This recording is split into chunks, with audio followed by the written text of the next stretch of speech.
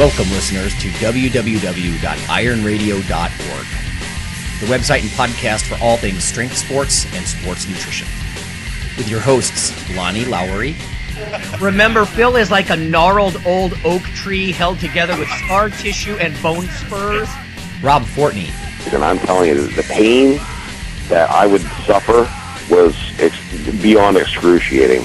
And Phil Stevens. Do it, Rob. You'll kill all those nerves. Thanks for listening. Good morning, everybody. Go to strengthguild.com, strengthguild.com. Scroll down to the Iron Radio collections, and we've got new shirts and new banners for you to support the show. Everything from just a regular banner or regular shirt to ones with sayings on them, like Lonnie's Phil is like a gnarled old oak tree shirt. And some news for you, we're going to have some contests for people who own these shirts and things. So if you support the show, we'll let you more on that later. So if you get in on these early, you can be one of the first people to win some prizes. So thank you very much. Go check out the site, strengthguild.com. Scroll down to Iron Radio Collections and support the show. Welcome, Iron Radio listeners. This is Lonnie Lowry. I'm an exercise physiologist, and I'm a nutritionist, and I'm a former competitive bodybuilder. Hey, this is Dr. Mike T. Nelson, creator of the Flex Diet certification, faculty member of the Kerrig Institute, a bunch of other stuff, and I'm presenting here in Kansas City for all day on metabolic flexibility after the age of 40. So should be pretty fun, but wanted to hop on here for a bit on Iron Radio. You could tell some personal stories then, anecdotes. Yeah, I know. Now that I'm like 45, I'm like, well, here's what I did. Right. I do a podcast, and we're all over 40. Yeah. It's actually, you would be sort of close to Phil, except I think Phil is in California at the meet, yeah, as I understand it. So yeah, halfway. All right, I have some news, and essentially we'll just make it a news episode today, everyone. And then, of course, we'll catch up with Phil when he's back from his, hopefully, PR, fake hip PR. Strength and muscle sport news. Let's start with this one. This is a new piece from Frontiers in Nutrition. And, Mike, I think you were mentioning something about this not that long ago, which is what is the sweet spot for overeating? That's what this paper is about. Ooh, I haven't seen this one yet. I'm excited to hear about it. So, and I noticed that Nick Bird was one of the reviewers on it, so, that gives me a sense of, satisfaction that this is probably good. So, this is by Gary John Slater and colleagues, again, Frontiers in Nutrition, fall 2019. This is brand new stuff. Is an energy surplus required to maximize skeletal muscle hypertrophy associated with resistance training? So obviously that caught my eye. Yeah. It says, let's see, the rate and amount of muscle hypertrophy associated with resistance training is influenced by a wide array of variables, and our listeners know this, including the training program, training experience, gender, genetics, and, of course, nutritional status. And since we don't get to change our genetics, at least not until gene doping becomes a bigger thing, nutrition is something, obviously, that Mike and I have interest in, and Phil as well, although he's probably not as interested in overeating right at this moment. Yeah, especially after this meet. He's probably tired of it. Right. He's just wanted some carrot sticks for a while. Yeah. It says the specific energy surplus required to facilitate muscle hypertrophy is unknown. But there's clear evidence of an anabolic stimulus, of course, from excess energy intake, even independent of resistance training. And that's been one of our mantras over the years, right? Overeating itself, and Mike, you and I, we've geeked out over the years, overeating by itself causes lean gains. I mean, not exclusively. Clearly not exclusively lean gains. Yeah. It says common textbook recommendations are often based solely on the assumed energy stored within the tissue being assimilated. So, for example, if we talk about there are 3,500 calories stored in a pound of fat, but when it comes to muscle tissue, it's not that easy, right? It's so metabolically active. If you look at some of the textbooks I use, like the Mel Williams textbook, the sweet spot in the middle of the range is around 2,800 calories to build a new pound of muscle. But that's not just based on what's in a pound of muscle, like if you burned it away in a calorimeter. it's based on the protein synthetic demands and all this stuff. Anyway, it says, unfortunately, the guidance of just assuming how much energy is stored in that new tissue likely fails to account for the metabolic adjustments, right, that would occur. And this is a great paper. I'm not going to go through the whole thing, but this is open access. So I would encourage everybody to go take a look at this because, again, Frontiers in Nutrition, Slater and colleagues, open access. You can just go grab this, and there's even nice, colorful diagrams about what goes into this. And they kind of point out all these metabolic demands, right? I mean, protein synthesis is calorie demanding. Carrying extra muscle mass in itself, right, creates more work throughout the day as you move a bigger body around. There are things like diet-induced thermogenesis, right, or the thermic effect of food, whatever you like to call that, is enhanced. I mean, there's a lot of things that make this very hard, or soreness, right, and things like that. Just the fact that when you're sore, there's a mild injury response. And there's just all these things that you have to overcome. And I like kind of the point of this paper is something that we say often, Mike, which I think is you think you're in a surplus, but when you account for all of these other demands, right, of being larger and weight training, let's not forget the cost of a weight training session itself in calories. Might be 300 calories right there or more. Yeah. And if you're providing more like carbohydrates, especially if you're doing higher intensity work, a lot of times in clients, I've seen this all the time, is you can do more work or you can do a higher quality of work. So you're, just a simple calories in, calories out, you're technically burning more calories a lot of times during exercise too. Yeah. Oh, right. See, so it's really hard to account for all of these things, and this paper really points that out, so I love it. They say estimates of gains, right, of like, say, per kg or per pound of muscle gain have never been validated as far as the sweet spot. Yeah. It says also it hasn't really been validated, and this kind of comes back to what you just said about the carbohydrates and the quality of training, where the excess energy should come from, right? Fats and carbs are your basic fuel sources, so where would they come from? So if I just kind of pan through this just quickly, it says individual athlete nuances must be considered. It goes on to say a recent meta-analysis suggested dietary protein supplementation does enhance resistance training-induced gains. It says, it makes the point, resistance training alone provides a far greater stimulus for muscle growth, essentially, than just protein supplementation. And I think that's worth pointing out. Like, you could take whey protein 3 times a day, but if you're not training, bro, then you're not really going to partition the nutrients as you would desire. Yeah, and there are different responses, as you know. So if you look at exercise, depending upon if you're an advanced athlete, maybe 24 hours, you see an increased muscle protein synthesis. If you're, not advanced, maybe 48 hours or longer. But I'll explain to students is that shifts that whole baseline up because that's kind of like this semi-chronic effect. And then feeding on top of that, right, Stu Phillips has shown this a lot, has a higher spike, but it's very short-lived. So you have these kind of 3 to 5 protein spikes during the day, and they're both additive, but they both work on slightly different time scales too. So, let's see what else is here. One thing I rolled my eyes a little bit about, and this is where academic, Mike, we've been often talking back and forth, like experiments, yes, but also experience. And one of the things they say here, which isn't false at all, but as someone who's lived through this, I'm rolling my eyes at least, that's my bias.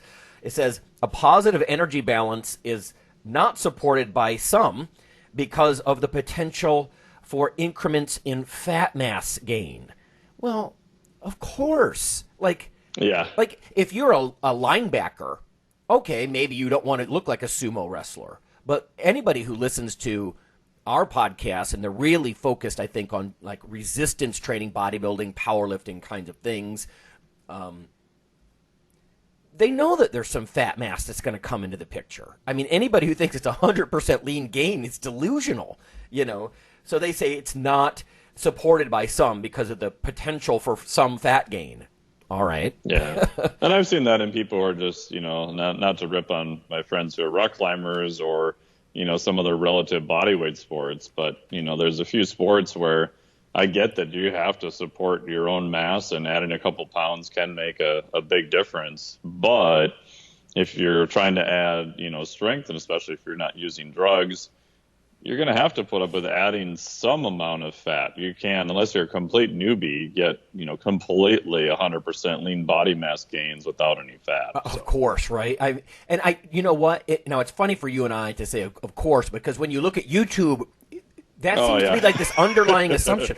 I wish we had a quarter, me, you, and Phil each. Every time somebody said, I want to gain mass and lose fat at the same time, what I usually say to people is, you're asking me to put you in a calorie surplus and a calorie deficit at the same time. Yeah. You're trying to ride two horses with one ass. Just pick one. Nice. Nice.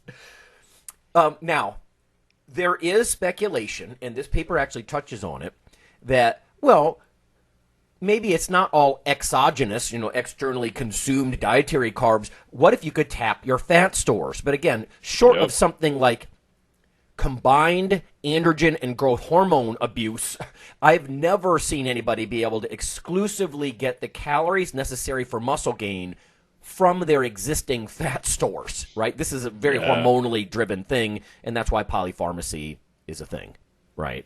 Yeah. That's something I wondered about for years, and I've had all sorts of crackpot theories about why it may happen. And I just put out there's a recent mouse study that looked at mice who were better able to access fat stores. They had less breakdown of protein, amino acids in their tissues. Again, it's experimental. It's a mouse study, all that kind of stuff. But there's some data, even in humans, to show that there's mechanisms where this should be possible. The big caveat is exactly what you said. In the practical real world, man, I just don't really ever see it happen, hardly ever. Yeah. So, rank newbies, back to our point, compared to, or like an experienced guy with that quote unquote muscle memory who's coming back. And in fact, here's two quotes specifically to what we just said. It says the exact energy cost of skeletal muscle hypertrophy is not known. Likewise, it's not clear if this energy cost can be met purely from endogenous, that is, internal fat stores, or exogenous sources, like the diet. And then they go on to say concurrent reductions in fat mass and gains in fat-free mass. So again, the simultaneous home run here we're talking about, have been observed in elite and professional athletes following a return to sport after an off-season break. So, and I think we would probably agree on that, right? If you're a rank noob and you've just never exercised before, your potential for gains, muscle gain, is tremendous. You could put on 20 pounds of muscle mass in a year, and that's the kind of thing that any experienced guy's going to have a hard time. Although the experienced guys, what they do have in their favor, right, is I don't know, maybe it's that slow accumulation of, I don't know, fibroblastic activity, or, you actually have more capability to respond, and you're just reawakening it, Yeah, the kind of myonuclear domain theory, right? So you've got more of the nuclei kind of hanging out, and so it's easier to rebuild. And I've just wondered if it's just the sheer cost of, in those people with the return to a sport or things like that, that the sheer cost of reassembling all this expensive protein tissue is just so much lower, because you kind of have some of the building materials, quote unquote, hanging around. Yeah. And you've kind of done it before. And from a habit standpoint, those people are relatively easy to coach. They've been there before. They have the expectation that they can do it. They've actually done it. So all those things, I think, add into that too. Oh yeah. Listeners, if you're not familiar, muscle cells are they're actually big, right? They're not like the traditional biology basic textbook little circular balloon. They're myonucleate. They're multinucleate, right? So you wake up these fibroblasts, and we had Dr. Antonio on talking about this ages ago. But, you kind of wake up these baby quiescent muscle cells, and they donate their nuclei to the big brother next to them. And once you have more nuclei, each one of those nuclei can reach into the cytoplasm of the cell and kind of manipulate, protein synthetic gains, if you will. So, yeah, it's an interesting concept about how these guys make their rapid comebacks and that late concept of muscle memory. There is a bit in here about fat versus lean gain purely on overfeeding. And they say, and I think you'll agree with this, Mike, that genetic variance is huge, but they've done identical twin studies and that sort of thing. And that overfeeding alone, according to this paper, and they're citing lots of evidence, it's a big review, overfeeding alone typically leads to about a 2-to-1 increase in fat versus lean. Now, that's presented. That's what I've seen. Yeah, and that's presented negatively, I think. But again, Phil, right now, he's like, hell yeah, 2-to-1. You know, like if I end up with a fatter ass, but my quads, I could put an inch on both of my quads, bring it, right? And a lot of those studies are in people who are not lifting or are barely recreationally active. Exactly. They're not in advanced athletes. Right. And they're not training it. I mean, I'm talking about solely overfeeding, right? Exactly. You're still going to put on 1 kilogram of muscle mass for each 2 kilograms of fat mass. Like, and you're not doing anything but pigging out. No training at all. And so that's very amazing. Interesting. Plus, we both know, just like some people diet better than others from like a fat loss perspective, some people just make gains like crazy for, genetic reasons. It could be hormonal, but we got to get away from this idea that testosterone or growth hormone are the single mechanism for hypertrophy, but there's no doubt there's individual differences. So this 2-to-1 from overfeeding alone, there probably are people that you would just love to hate where they overfeed and the ratio is quite a bit even better than that. And you'd be like, oh my God, like you're just getting buff and you're not even training. I don't know. Although I don't see that a lot, right? The resistance training is clearly the trigger to partition the nutrients into muscle. So, did they give some estimate about if you're an athlete, like how many excess calories you should hit to try to maximize, lean body mass while trying to minimize fat gain? Yep. In fact, I was just about to say conclusions. Sweet. The creation of an energy surplus is commonly advocated by sports nutrition practitioners.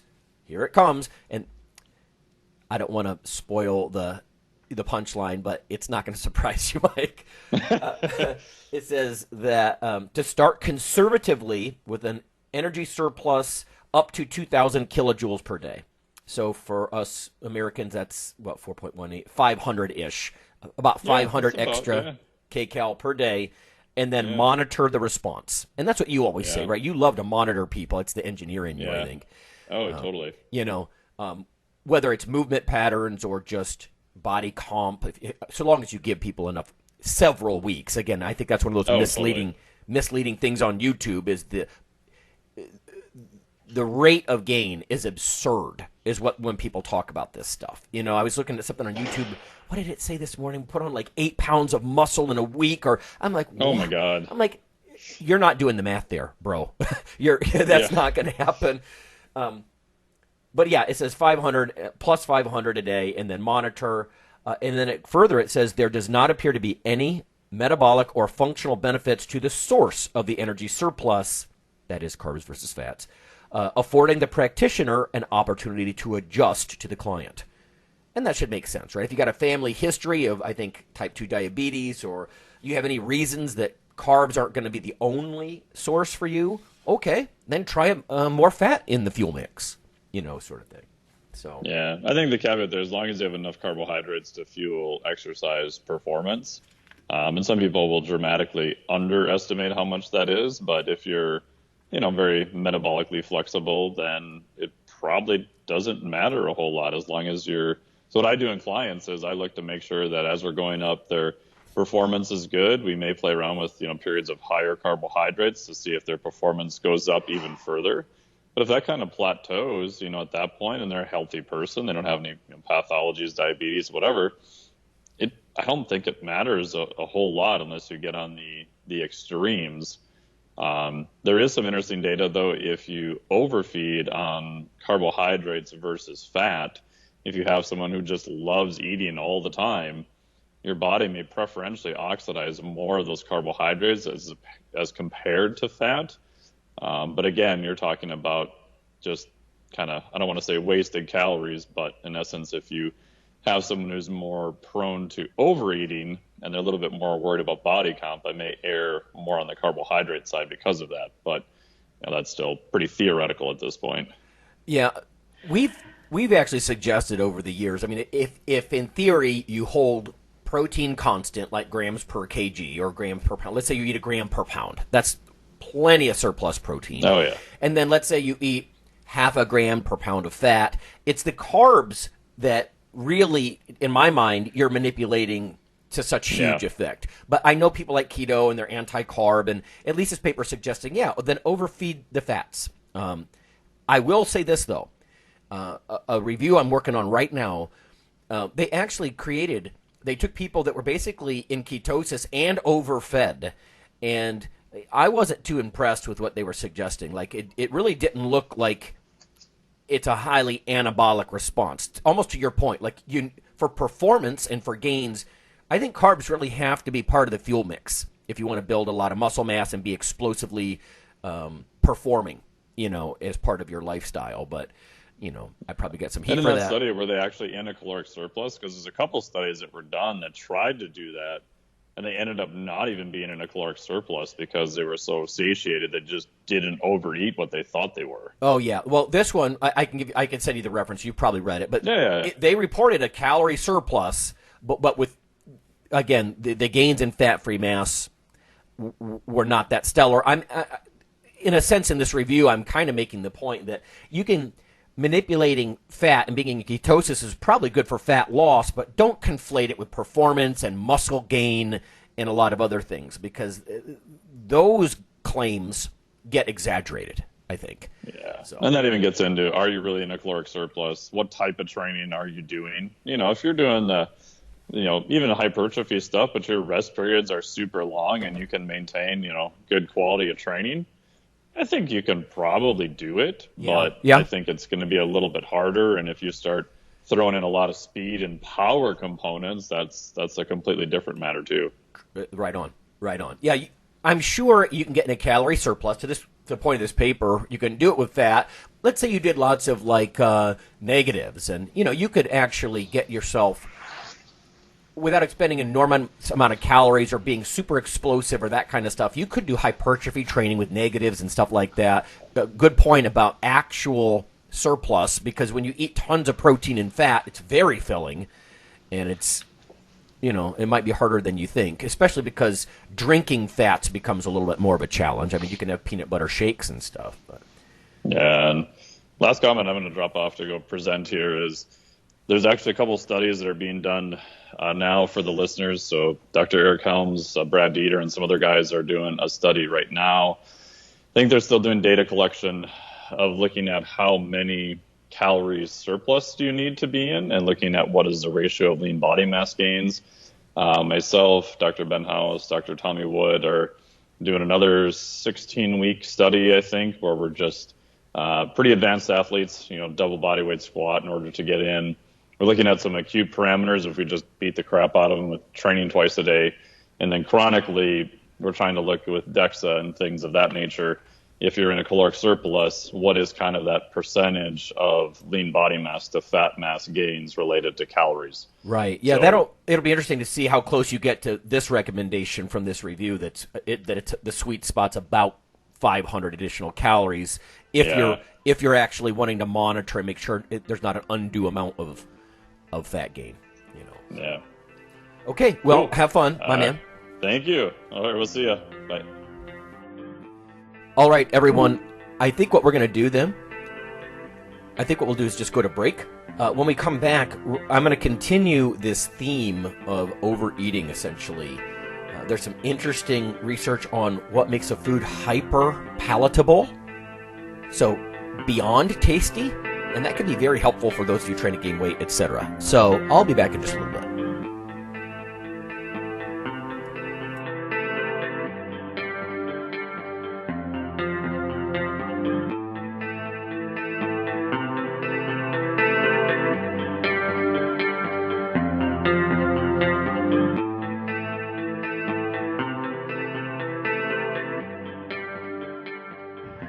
Hello there, ladies and gentlemen. Yeah, you know who this is.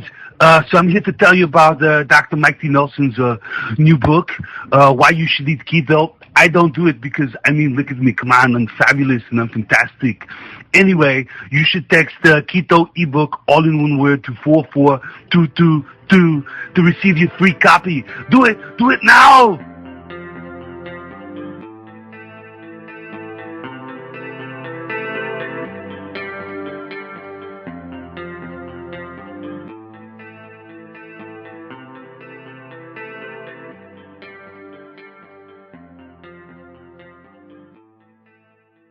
I can't stop feeling. Some of us don't understand how lucky we are to be living in this land. Hi, listeners. This is Rob Fortress Fortney. I'm here to remind you that as the holiday season approaches and your thoughts turn to giving, we like you to keep Iron Radio in your thoughts.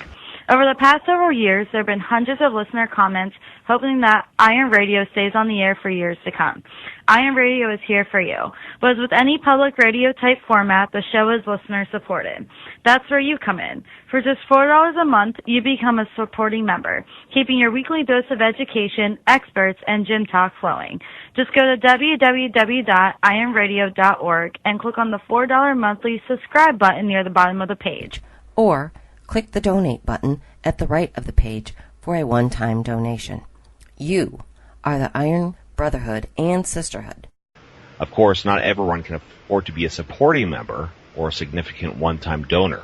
But for those of you willing to pitch in, $4 per month or $50 just once, we're about to sweeten the deal.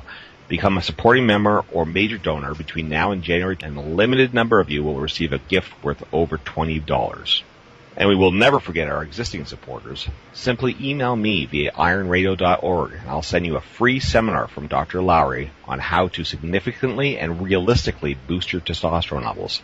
Help your iron brothers and sisters who cannot pitch in but deserve better internet programming in our sports. And happy holidays.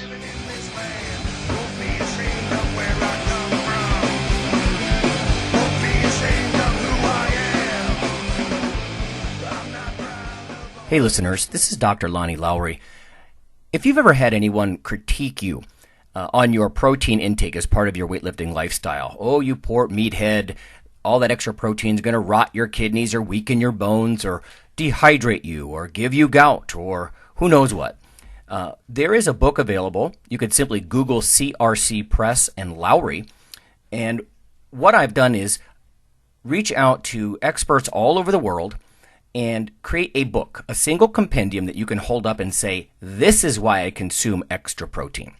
This can be very valuable when you're being quote-unquote educated by various professionals on the topic.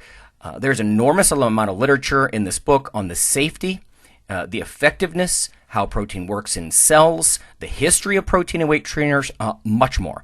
So again, please check out CRC Press and Protein and Lowry. You can just Google that, and I do, full disclosure, I do make a small single-digit royalty on the book, but that's not why I did it. I did it so we can all have something, our particular population, to both defend what we do and to inform our nutrition and our eating. Thanks.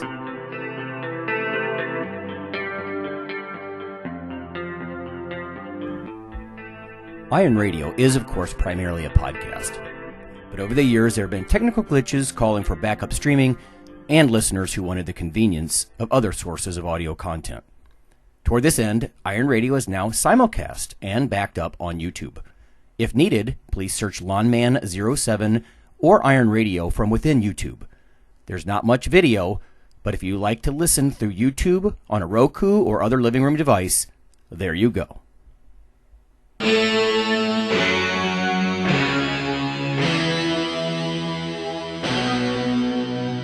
Like your weekly fix of Iron Radio? In addition to being a popular institute on iTunes, we are also on email. Simply go to www.ironradio.org and sign up for the voluntary email.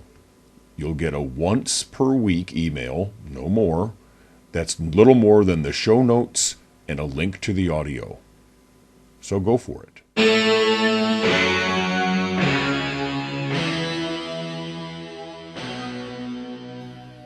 All right, everyone, we're back with more news time with Lonnie. I mentioned hyper-palatable foods. Let's get to that. This is from the Institute of Food Technologists, IFT Daily. Researchers offer data-driven definition of hyper-palatable foods.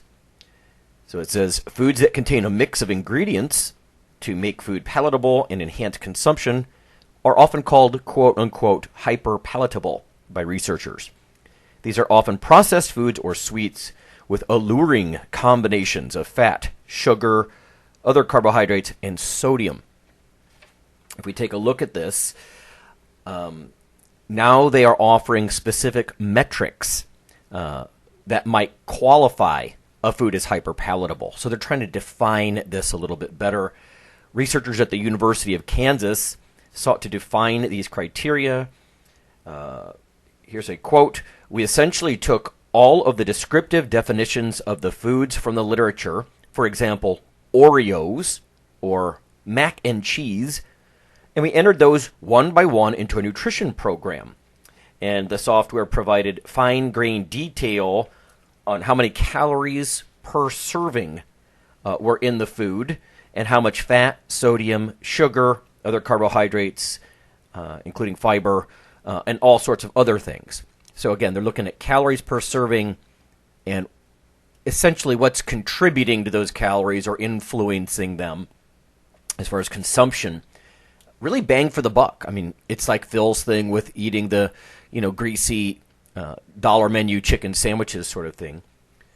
It says, the synergy between key ingredients in a food creates an artificially enhanced palatability experience that is greater than any key ingredient would produce alone.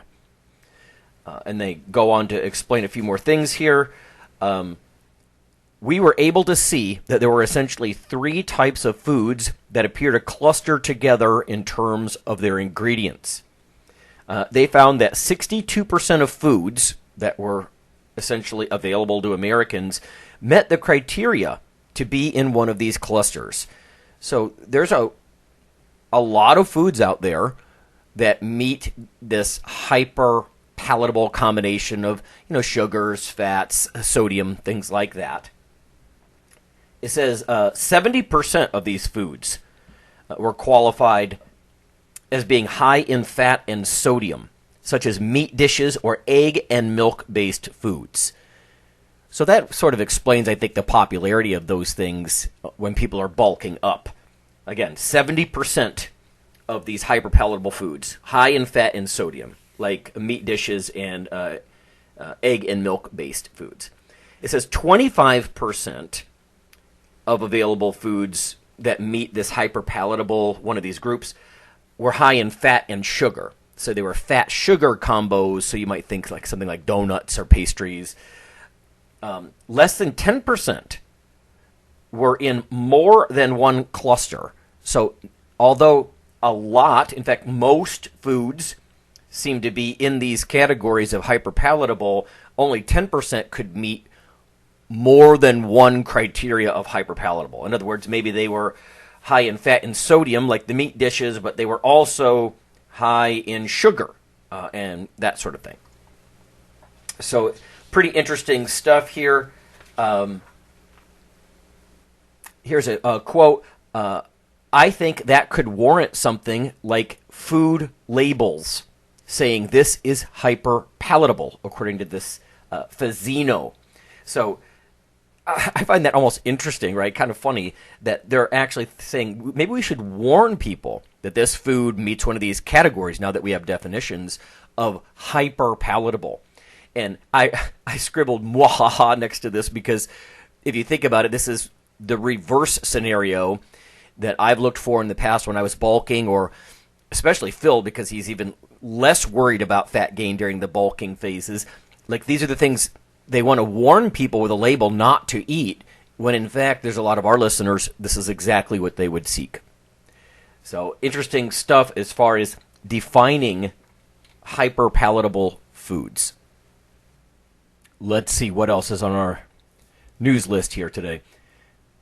More from the IFT, Institute of Food Technologists. Gen Z is more open to new food technology than previous generations. So this caught my eye. Actually, it's funny, but behind the scenes, I've been to a couple professor workshops where they were trying to tell us how Gen Zers respond to things differently. Apparently very visual, the newest generation with sort of young adult financial power.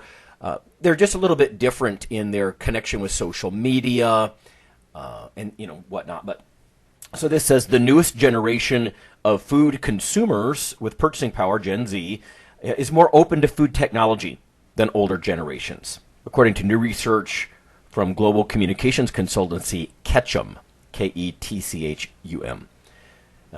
Also, communicating with them could be more effective by selecting the right combination of scientifically supported facts and benefits. So a lot of Iron Radio listeners, of course, are the egghead, meathead crossbreeds, if you will. And Mike and Phil and I, and you guys, I think we kind of fit this Gen Z perspective in that we are looking for scientifically supported facts and benefits. We're not chumps. I don't think you have to be young to appreciate this. It's just that on average, I think Ketchum is saying that young people can be marketed to differently. According to the Food Tech Consumer Perception Study, Gen Z respondents indicated they are more likely to try a food grown with technology. I find that a little odd because any agriculture is going to be some form of growing food with technology. But okay, so food grown with technology, 77%. And are more comfortable overall with the use of technology to grow food, 71%. So again, one's more likely to try, the other is comfort level. So 77 and 71% there, compared to millennials, which are 67% likely to try and 56% quote-unquote comfortable. So, a few percentage points down. Gen X, and I think that's me, actually, Gen Xers are 58% as far as likely to try and 51% comfortable. And then baby boomers, which is the generation before me, like my oldest sister, which is quite a bit older than I am, baby boomers are 58% and 58%. So I guess that's comparable to the Gen Xers. So again, younger generation, more in the 70s as far as embracing food grown with technology compared to people from my age group or older, which are more like in the 50s percentage. It says a higher percentage of Gen Z and millennials qualified as what are called evangelists, a type of influencer. So food influencers, presumably through electronic means. I guess that's what we do here at Iron Radio.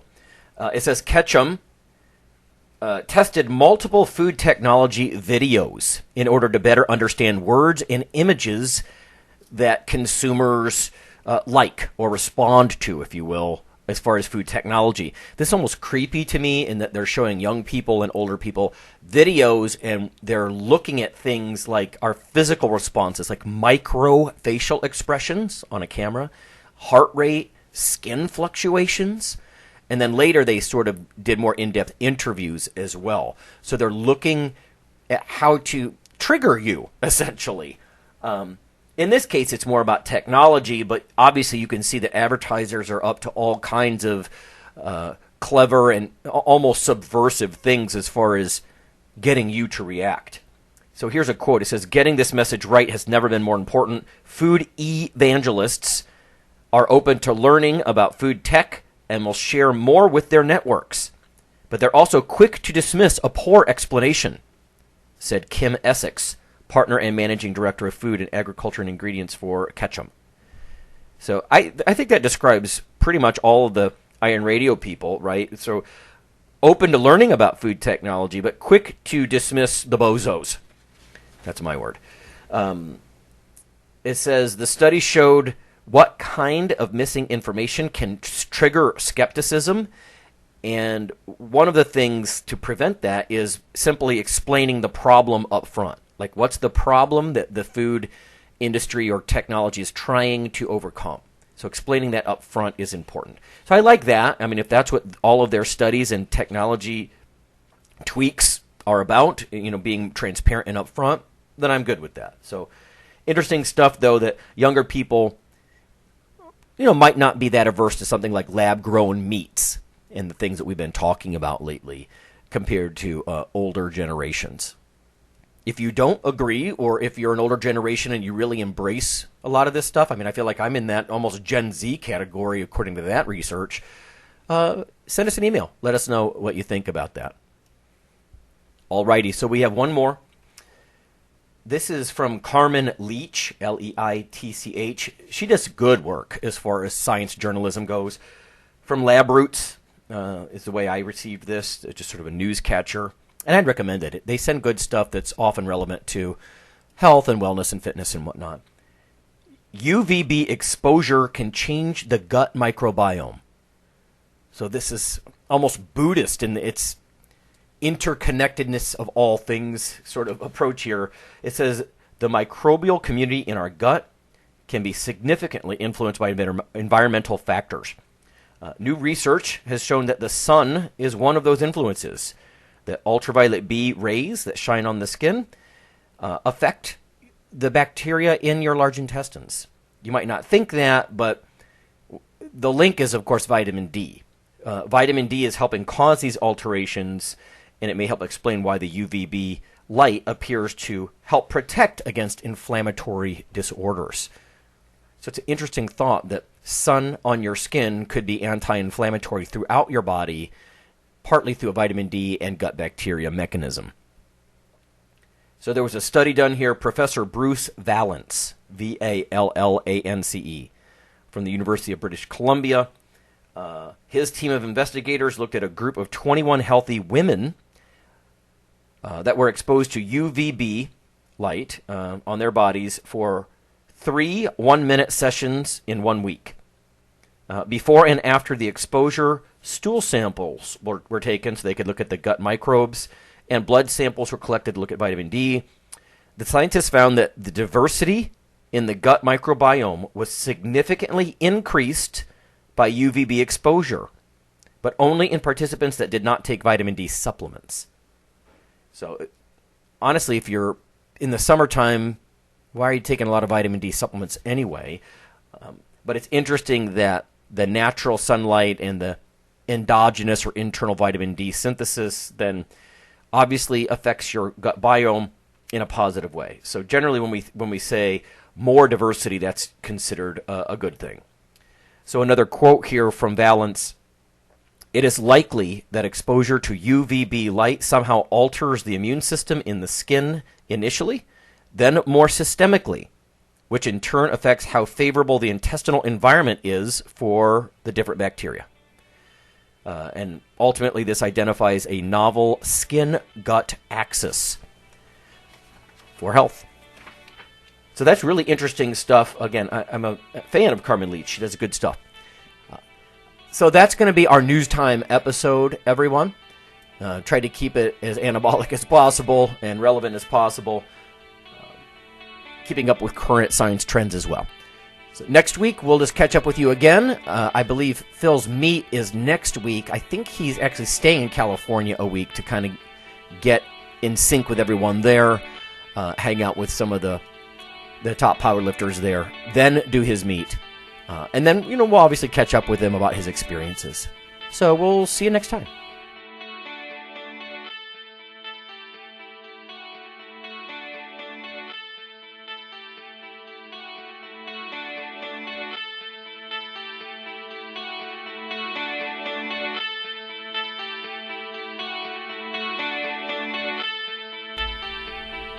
Hey listeners, have you seen the store at IronRadio.org?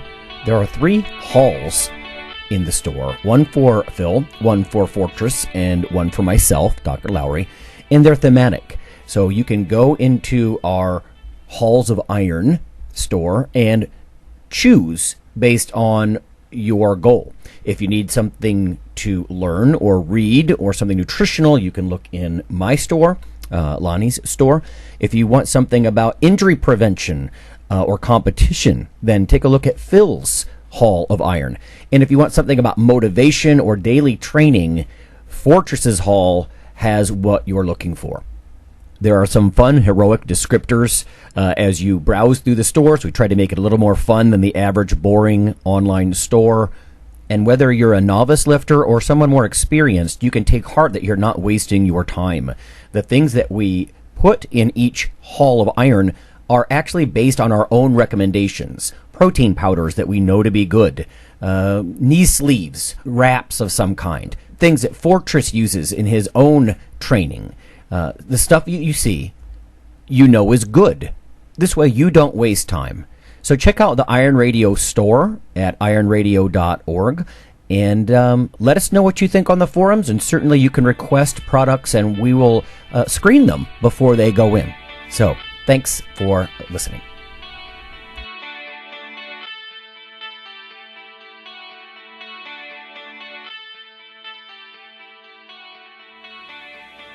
Iron Radio is accepting donations.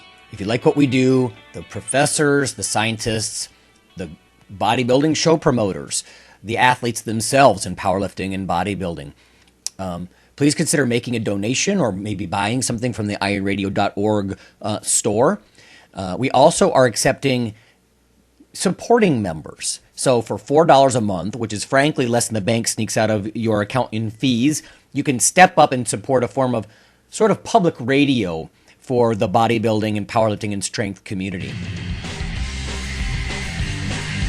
The Iron Radio podcast and all of the audio on ironradio.org is for informational purposes only. If you're interested in starting a diet or exercise program, it's important to check with your physician.